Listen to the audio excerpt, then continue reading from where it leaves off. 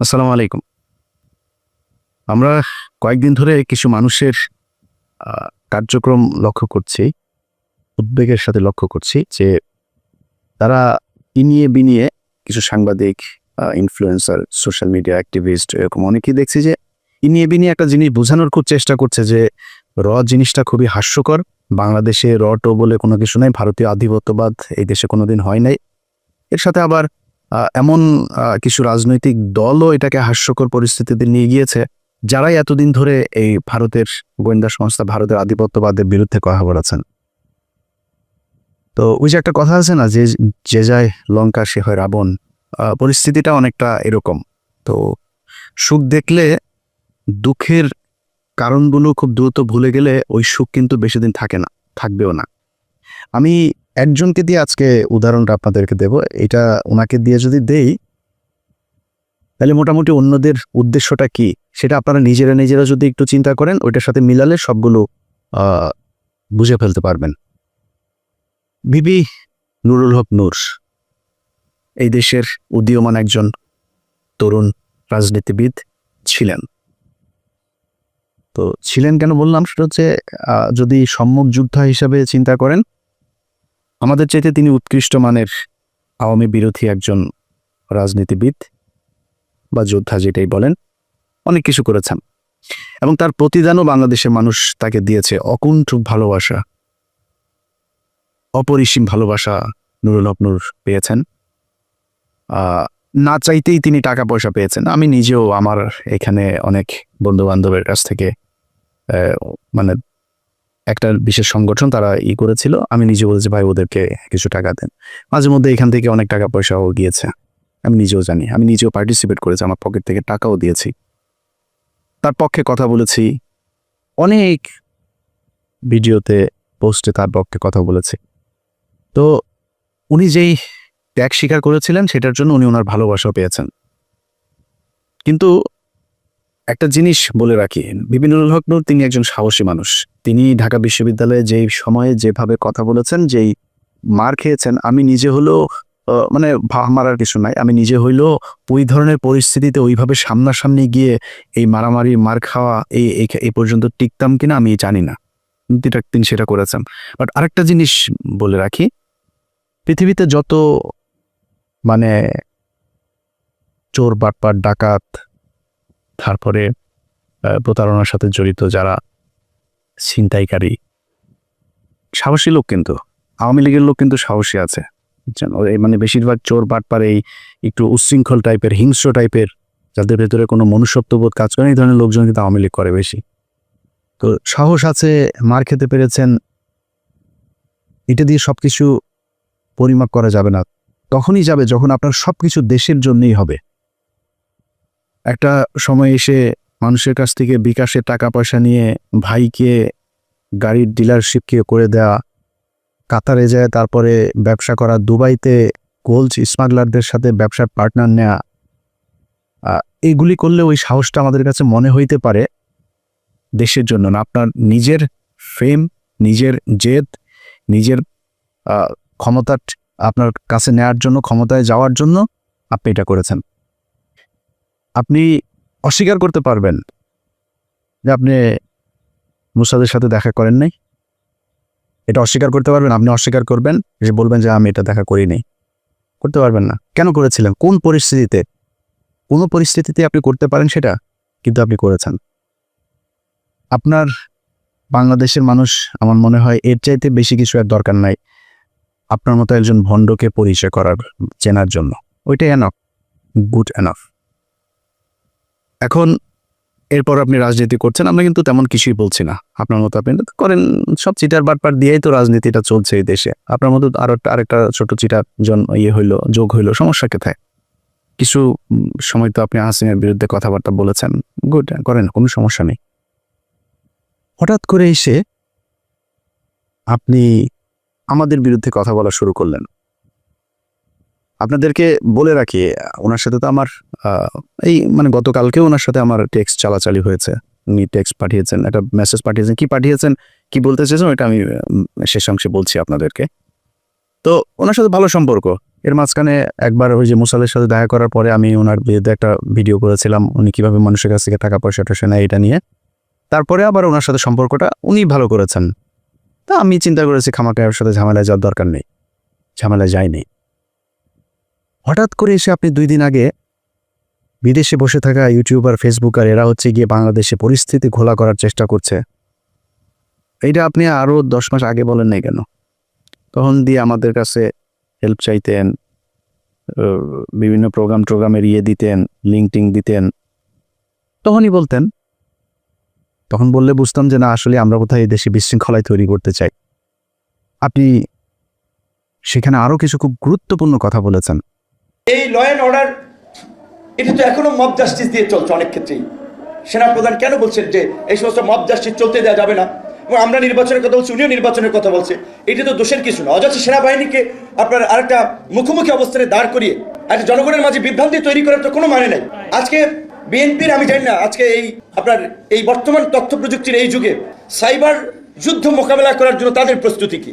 তাদের নেতাদের চরিত্র হনন করা হচ্ছে, যাকে তাকে রয়্যাল এজেন্ট বানিয়ে দিচ্ছে, ষড়যন্ত্রকারী বানিয়ে দিচ্ছে। আর এই যে একজন ইউটিউবার, ফেসবুকার, এরা হচ্ছে দেশপ্রেমিক। দেশের বাইরে থেকে এরা আপনার দেশ স্বাধীন করে ফেলেছে, সিনিয়র নেতাদের চরিত্র হনন করছে। এইগুলো নিয়ে আমি জানি আপনাদের এগুলো কনফিউজ করে কিনা। তো এইভাবে যদি মানুষের মাঝে বিভ্রান্তি তৈরি করে, তাহলে তো মানুষ বিভ্রান্তিতে পড়বে। কথায় কথায় একে ওকে র ট্যাগ লাগায় দেয়। র ট্যাগ লাগায় দেয় মানে কি? আমরা তারেক রহমানের র বলছি নাকি? কারণ খালেদা জিয়াকে বলছি, ভারতের চর বলছি কখনো?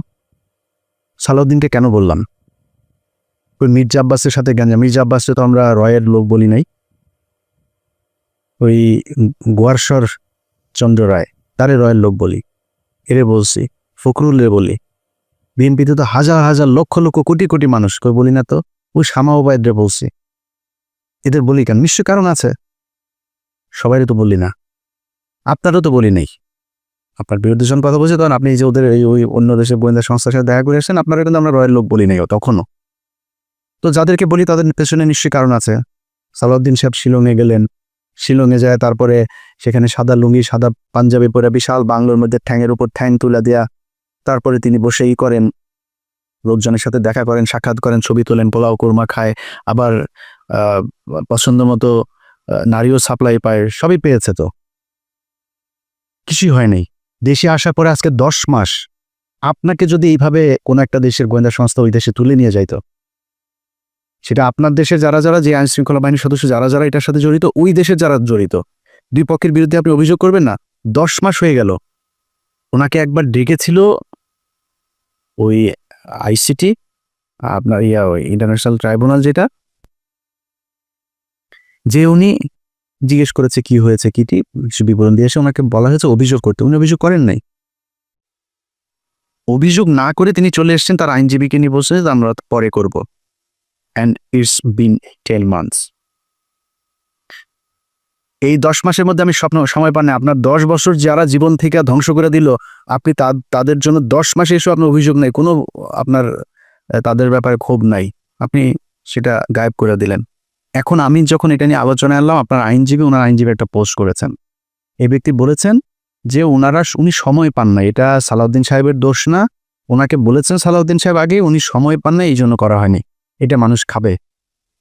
তো ভিপি নুরুল হক নূর, উনি খুব কষ্ট লাগলো ওনার। ওইটা শোনার পরে কিন্তু আমার মনে হইল যে সামথিং ইজ রং দেয়ার। আমার এই গত কয়েকদিনে আমি কয়েকজন মানুষের যেই মানে তাদের যেই কি বলবো যে কার্যক্রম, তৎপরতা, এগুলো দেখে আমি কনফার্ম হয়েছি টাকা এক জায়গা থেকে বিশাল বড় অঙ্কের পেয়েছেন। আমি বিপিন নূরকে আগের বার যেভাবে ধুয়েছিলাম না, বিপিন নূর আমার সাথে কথা বলার প্রশ্নই আসে না, সে এরকম ছেলেই না। যথেষ্ট ঘাটতার আসে, এসছে কেন? কৌশল। আমার সাথে সে ঝামেলা যাইতে চান। আমার সাথে ঝামেলা গেলে তার রাজনৈতিক ক্যারিয়ারের সমস্যা হবে, সে নিজে গোলাম ময়লা রনির মতো হারাই যাবে, এই জন্য সে আমার সাথে আসতে চায় না। তো আসলো, এসে তারপর আমারে নিয়ে যা মনে চায়, আমাদের সবাই, আমি কনক সরোয়ার, পিনাকি ভট্টাচার্য, আমাদেরকে যা মনে চায় তাই বলল। এখন সে এই ঝুঁকিটা কেন নিল?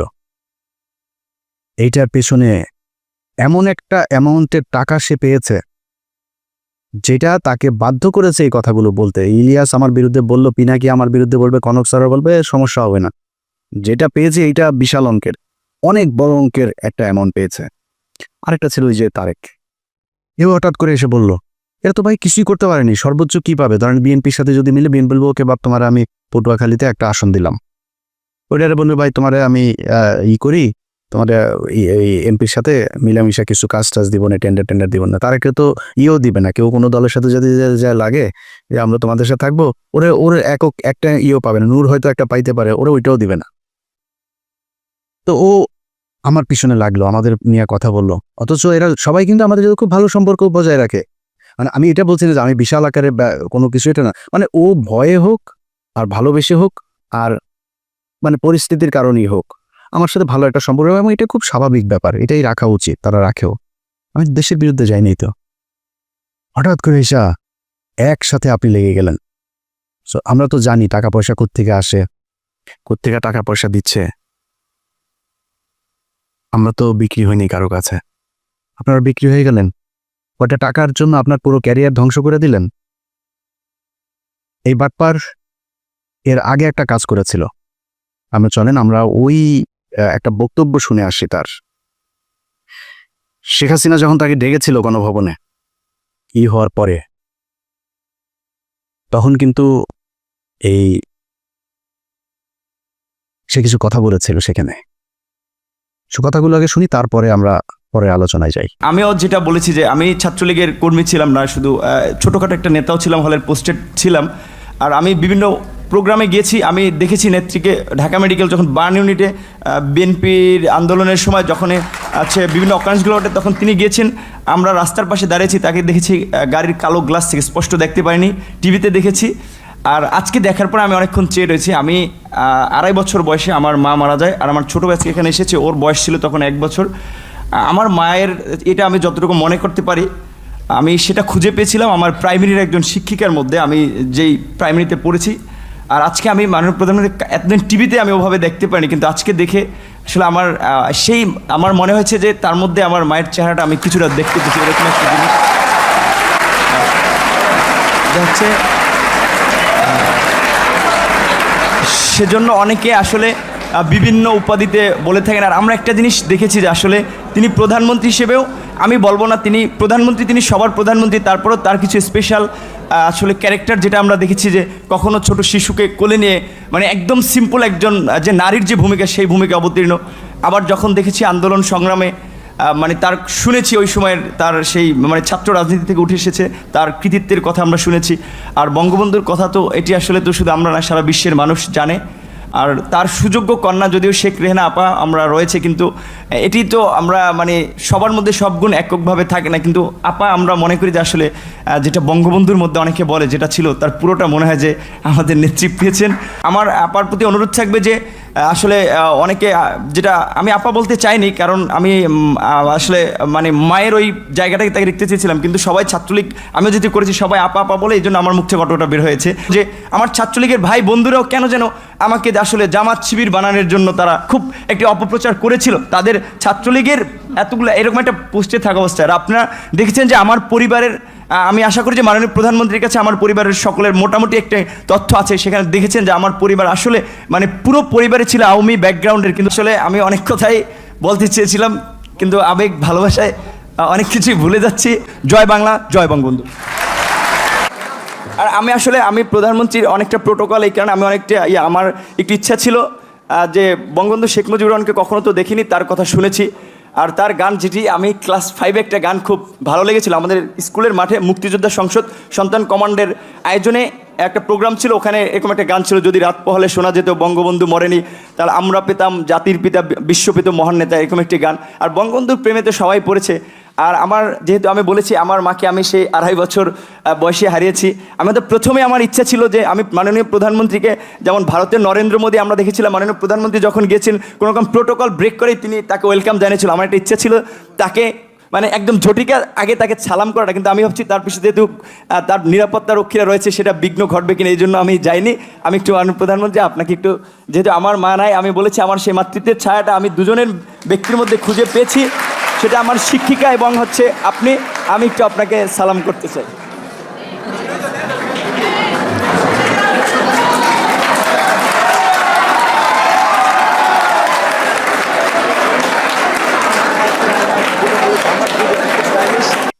আচ্ছা, এই যে বক্তব্যটা সে দিয়েছে, এই বক্তব্যটা আপনারা শুনেন। এই বক্তব্যটার কনক ভাই তার ইউটিউবে 2 দিন আগে আরেকবার দিয়েছে। ওইটার লিঙ্ক আবার আমি আমার ফেসবুকেও শেয়ার দিয়েছিলাম। তো শেয়ার দেওয়ার সেটা আবার তার চোখে পড়েছে, পড়ার পরে সে সকাল থেকে কিন্তু আমি ভিডিও যখন রেকর্ড করছি, এটা হয়তো আপনারা কালকে দেখবেন, সে সকাল থেকে কনক ভাইকে অনেকবার ফোন দিয়েছে। আমি কনক ভাইয়ের সাথেই ছিলাম, অনেকবার ফোন দিয়েছে সে। ও আমরা অন্য আলাপে ছিলাম, ফোন টোন ধরা হয়নি কার। একটু পরে সে তার ফেসবুকে পোস্ট করেছে, এইসব ইউটিউবাররা তার পিছনে আগেও লেগেছিল, সে পাত্তা দেয় নাই, একটা পোস্ট করেছে সে তার ফেসবুকে। তো সে আমাকে একটা লিঙ্ক পাঠিয়েছে, এর কিছুক্ষণ আগে আবার একটা লিঙ্ক পাঠিয়েছিল আমাকে, সে ব্যাখ্যা দিয়েছে। সে ব্যাখ্যায় সে বলেছে, কি বলেছে চলেন ব্যাখ্যাটা আগে শুনি। ওই যে শেখ হাসিনার ওইখানে গণভবনে গিয়ে যে বক্তব্য দিয়েছিল, সেটার ব্যাখ্যাতে তার জবাবটাতে আপনারা সন্তুষ্ট হন কিনা চলেন শোনা যাক। আমার কাছে ফোন আসলো তৎকালীন প্রধানমন্ত্রীর কার্যালয়ের থেকে, যে ডাকসুর সমস্ত প্যানেলকে তিনি চায়ের আমন্ত্রণ জানিয়েছে। যাওয়ার সিদ্ধান্ত নেওয়ার আগেই তখন আমার বাবাকে এই পটুয়াখালী থেকে ঢাকায় নিয়ে আসা হয়, এবং নিয়ে এসে তাকেও কিছুটা আসলে যে আতঙ্কিত করা হয়, আপনার ছেলে যদি না যায় আপনার ছেলেকে মেরে ফেলতে পারে। দেখেন, খালেদা জিয়ার মতো একজন বিশাল মাপের নেত্রী, তাকে জেলে নিয়েছে, বিএনপির নেতাকর্মীরা কি আন্দোলন করে তাকে বের করতে পেরেছে? সে যদি না যায়, এটার জন্য তার পরিণতি কিন্তু চরম আসলে খারাপ হতে পারে। তো এখন আমার মা নেই, তো আমার বাবা আসলে এক প্রকারে আমার বলা চলে যে খুব ক্ষমা চাওয়ার মতো, যে বাবা আমি তো তোদেরকে মানুষ করেছি, আমি তোদের কাছে কিছু চাই নাই, বলি নাই, তোরা বিশ্ববিদ্যালয়ে পড়স, আমি তোর একটা অনুরোধ করি যে যেহেতু প্রধানমন্ত্রীর পক্ষ থেকে দাওয়াত করা হয়েছে, গণভবনে যাও। উনি স্বাভাবিকভাবেই যে একজন মায়ের জাতি, তো ওনাকে তুমি সেভাবেই সম্মান করবা। আমার বাবাই আমাদেরকে তখন মায়ের আদর বাবার আদর দুটো দিয়ে বড় করেছে। তখন আসলে আমি খুব একটা দায়বদ্ধতার মধ্যে পড়ে যাই, যে আমার বাবার কথা বা বাবার একটা আকুতি, বা আমি নিজে যে ক্যারেক্টারের বলা চলে, সেটা আমার বাবার অনুরোধের কারণে। এবার আপনারা বলেন, তার এই যেটা সে বলেছে, এটাতে আপনারা সন্তুষ্ট কিনা আপনারা নিজের কাছে জিজ্ঞেস করেন। দেখেন, তাকে নাকি তার বাবাকে চাপ দিয়ে তারপরে তাকে সেখানে যেতে বাধ্য করেছে। বাবাকে আপনার কি মনে হয় ভিপি নূর যা যা করেছে সেটা যদি সাজানো নাটক না হয়? আমার তো মনে হয় প্রতিটা ঘটনাতেই তার বাবা মাকে চাপ দিয়েছে। আরে ভাই, আমার বোনের হাজব্যান্ডকে চাকরি থেকে বের করে দিয়েছে, আমার ভাইদেরকে একবার ওই জেলায় একবার ওই জেলায়, আমার ভাইরে কনস্টেবল আমার বাসার নিচে যায় দোতলা থেকে ডাক দেয়, এই নিচে নেমে আয়, আমার ভাইরে। তো আমি ওইটার নাম টাম কোনো কিছু জানি না, ওই কনস্টেবল আর সাব ইন্সপেক্টর ওরা আমি খুঁজতেছি যে কারা কারা গিয়েছিল ওই দিন আমার ভাইরে। ওরা টুকারি করে কথা বললে তারপরে নিচে নামতে বসছিল। আমি তো জানি যে প্রশাসন কি করে। আপনার আব্বারে ওই দিন প্রেশার দিল, আপনার হাতে পায়ে ধরলো আইসা, আর আপনি তার পক্ষে। আপনার বলছিল যে বক্তব্যের শেষে জয় বাংলা বলবেন, জয় বাংলা বললেন কেন? না, আপনার এখানে অ্যাটেন্ড করতে বলেছে, আপনি ই করতেন। বক্তব্যের শেষে আবার বললেন আপনি ওনার একটু পায়ে শুয়ে সালাম করতে চান। এটাও আপনার বাপরে বলছিল নাকি? বাদ দিলাম, এই দুইটাও বললাম যে তোর জয় বাংলা বলাইছে, আর পায়ে ধরেও মাপছে বলছে, এটা দুইটা বলতেও না, তোর বাপের ডিম টিম দিব কিছু একটা বলছে।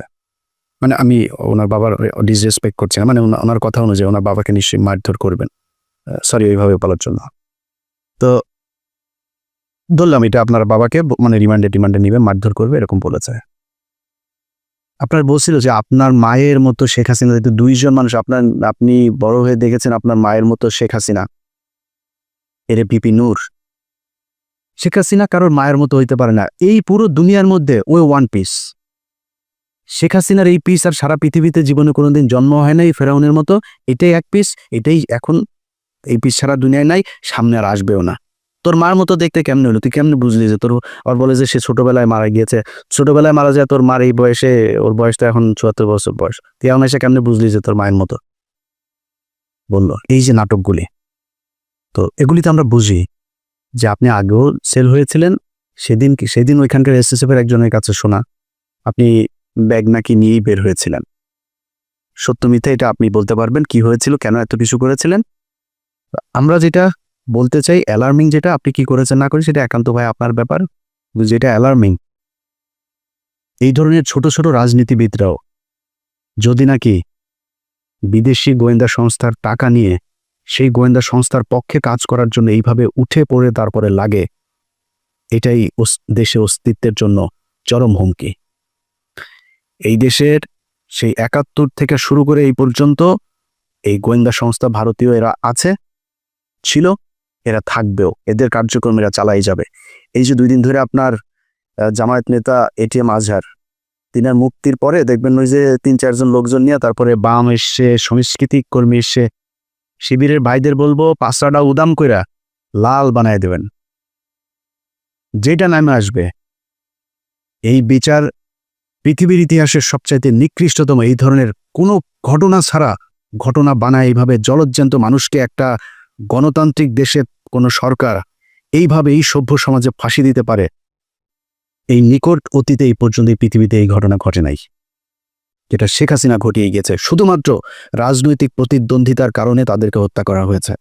আমি মনে করি এই জামায়াতের যে নেতাদেরকে হত্যা করা হয়েছে তাদের পরিবারের কাছে রাষ্ট্রীয়ভাবে ক্ষমা চাইতে হবে। এই বিচার কার্যের সাথে যারা ছিল তাদের সবার বিচার করতে হবে এবং ওই পরিবারকে যথাযথ ক্ষতিপূরণ দিতে হবে। এটার বিরুদ্ধে যারা যারা কথা বলছে, এখন যারাই মাঠ গরম করার চেষ্টা করছে, সব কয়টা রয়ের টাকা খায় তারপরে করছে। তারা টাকা দেয়, এই যে সচিবালয়ে দেখেন ভাই 5টার মধ্যে লাতিতে বার করে দেন সচিবালয়, চাকরি নেওয়ার জন্য পোলাপান বসে আছে, সচিব নাই তাও বানাইতে আপনার সময় লাগবে। আরে ভাই এই যেগুলি এখন আন্দোলন করছে আর এই আন্দোলন করছে তাদেরকেও যে আমি খুব বেশি দোষ দিব তা না, হঠাৎ করে এসে এই অধ্যাদেশ দেওয়ার কারণটা কি, এটা কেন দিলে, এটার পেছনে আমার মনে হয় দেখা উচিত। তো এই মাঠ যারা গরম করার চেষ্টা করে এখন কোনো কারণ ছাড়া, এদের ব্যাপারে আমি মনে করি এনসিপি, জামায়াত ইসলাম, ছাত্রদল সবারই মাঠে থাকা উচিত, খুব তীক্ষ্ণ নজর রাখা উচিত। যে বিষয়টা নিয়ে কথা বলেছি সেটা দিয়ে শেষ করি ভাই। আপনাদের টাকা পয়সার দরকার আছে আমি জানি, বিপিন নূর আপনি অনেক সম্মান পেয়েছেন এই দেশে, আমার মনে হয় ওইটা নিয়ে সন্তুষ্ট থাকলে অনেক বেশি ভালো হইতো। অনেক টাকার মালিক হইতে পারেন নাই, অনেক টাকার মালিক হওয়ার দরকারও নেই। আপনার এক সময় টাকা পয়সা ছিল না, আপনার টাকা পয়সা দিয়ে এই দেশের মানুষ চালায় নাই, তখন কিন্তু এই দেশের মানুষ আপনার বিকাশ নূর বলে নাই। বিকাশ নূর এখন কেন বলে? এটা বলার একমাত্র কারণ হচ্ছে আপনি বিকাশে মানুষের কাছ থেকে টাকা নিয়ে দেশের বিরুদ্ধে কাজ করেছেন। দেশের পক্ষে কথা বলতেন, ভাই আমি খুব গর্ববোধ করব আমার শেষ বয়সে যদি নাকি ধরেন আল্লাহ মাফ করুক এমন কোনো সমস্যা হয়, আমার মানুষ সাহায্য তুইলা তারপরে আমার সেই সমস্যার সমাধান করতে হয়, আমার চাই একটু কষ্ট থাকবে না। আমি এখানে বিশাল রাজকীয় জীবনযাপন করি না, এই যে কথা বলছি না, এই ছোট্ট একটা ঘরের মধ্যে ওই যে পেছনে দরজা, খুব সমস্যা হয় মাঝে মধ্যে, ওই রুম থেকে বের হইতে পারে না আমি ভিডিও তৈরি করার সময়, একদম আক্ষেপ নাই।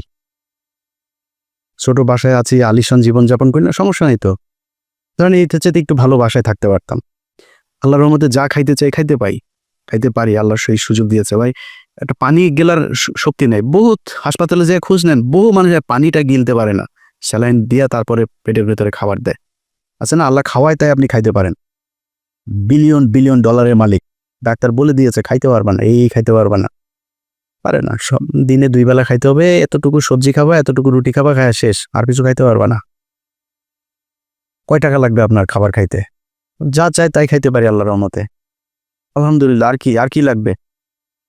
হয়তো সর্বোচ্চ ধরেন একটা বাড়ি দরকার, একটা গাড়ির প্রতি আমার একটা ফ্যাসিনেশন আছে, সর্বোচ্চ চেষ্টা করব যদি জীবনে সুযোগ পাই একটা গাড়ি কিনবো ভালো দেখে। আর কি লাগবে?